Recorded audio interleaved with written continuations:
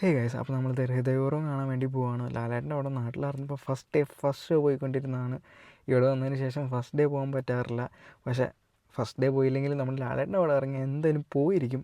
അതിനൊക്കെ മുമ്പ് നമ്മൾ ഒരു ലാപ്ടോപ്പ് ബുക്ക് ചെയ്തിട്ടുണ്ടായിരുന്നു. അപ്പോൾ നമ്മൾ അത് പോക്കാൻ വേണ്ടി സ്റ്റേപ്പിൾസ് വരെ വന്നതാണ്. അവിടെ വന്നപ്പോഴാണ് മനസ്സിലായത് നമ്മുടെ ഓർഡർ സ്റ്റേപ്പിൾസ് ഹോൾഡിൽ ഇട്ടേക്കാണ്. എന്തോ ക്രെഡിറ്റ് കാർഡ് കമ്പനിയുടെ എന്തിൻ്റെ ഇഷ്യൂ കാരണം അങ്ങനെ സ്കോഷ്യ ബാങ്കിനെയൊക്കെ വിളിച്ചിട്ടും ഒന്നും സെറ്റായില്ല. അതിൻ്റെ ദേഷ്യം അവൻ സീകളിൻ്റെ പുറത്ത് തീർക്കുകയാണ്.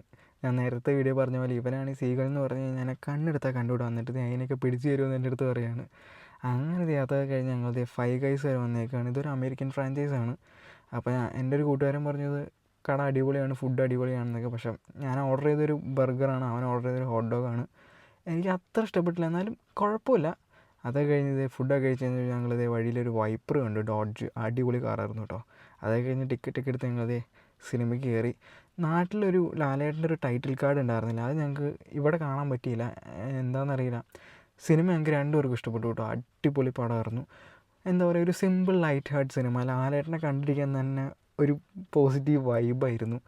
അവരുടെ ആ കോംബോ, ലാലേട്ടനും സംഗീത് പുള്ളിയുടെയൊക്കെ കോംബോ നല്ലൊരു സിനിമയായിരുന്നു. ഞങ്ങൾക്ക് രണ്ടുപേർക്കും ഇഷ്ടപ്പെട്ടു. അപ്പോൾ സിനിമയൊക്കെ ഞങ്ങൾ തിരിച്ച് വീട്ടിൽ പോവുകയാണ്. അപ്പോൾ ഓക്കെ, ബൈ.